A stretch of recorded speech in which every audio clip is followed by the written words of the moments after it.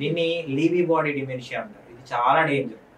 అదేమంటారు వాళ్ళ పేషెంట్స్ ఎలా ఉంటారు అంటే, అక్కడ ఎవరు వెళ్తున్నారు, ఇదిగో ఏనుగులు వచ్చినాయి, పాములు తిరుగుతున్నాయి, ఇక్కడ కనబడతలేవు అనే పాములు పోతున్నాయి, ఏమంటలేవు అంటారు. వాళ్ళ లాంగ్వేజ్ పాపం వాళ్ళకి అవన్నీ కనబడతాయి, విజువల్ హాలుసినేషన్స్. అట్లా అంటారు. కొద్దిసేపు అయిన తర్వాత అన్నం పెట్టే ఆకలివుతుంది నార్మల్ గా మాట్లాడతారు. అంటే ఫ్లక్చువేటింగ్ గా ఉంటాయి. కొద్దిసేపు ఏమో అట్లా బిహేవ్ చేస్తారు, కొద్దిసేపు ఏమో నార్మల్ గా ఉంటారు. అరే వీడి సైకియాట్రిక్ బిహేవియర్ లా ఉందని సైకియాట్రిస్ట్ దగ్గర తీసుకెళ్తారు. లేకపోతే భూత వైద్యుడు తీసుకెళ్లి వేప మండలి వేసి కొడతారు. కామన్ కదా మన దేశంలో.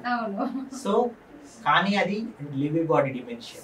మీరు జాగ్రత్తగా హిస్టరీ తీసుకుంటే వాళ్ళకి ఆర్బిడి అని ఒక ప్రాబ్లం ఉంటుంది. అంటే రెమ్ స్లీప్ బిహేవియర్ డిజార్డర్ అంటారు. నిద్రలో వాళ్ళు కలలు వస్తాయి, వాళ్ళు కలవరిస్తూ ఉంటారు, అరుస్తూ ఉంటారు, ఈ ప్రాబ్లమ్స్ వస్తాయి. పార్కిన్సనిజం లక్షణాలు వస్తాయి. తర్వాత వాళ్ళకి మెల్లగా కదలికలన్నీ స్లో అయిపోవడం, స్టిఫ్ అయిపోవడం, నడక స్లో అయిపోవడం జరుగుతుంది. సో ఇది లీవీ బాడీ డిమెన్షియా. ఇట్లా రకరకాల ప్రాబ్లమ్స్ ఉన్నాయండి. సో ప్రాబ్లం ఏంటి అనేది తెలియాలి అంటే మీరు న్యూరాలజిస్ట్ ని సంప్రదిస్తే నిజంగా మీది సీరియస్ ప్రాబ్లమా, లేకపోతే ఏదో simple B12 deficiency, thyroid problem వల్ల వచ్చిన ప్రాబ్లమా, ఇంకేమైనా కారణాలు ఉన్నాయా, అది ట్రీటబుల్లా, ఏం ట్రీటబుల్ అయితే ఏమి ఇవ్వాలి, అసలు ముందు డయాగ్నోజ్ ఎలా చేసుకోవాలనేది మేము నిర్ధారణ చేస్తాం.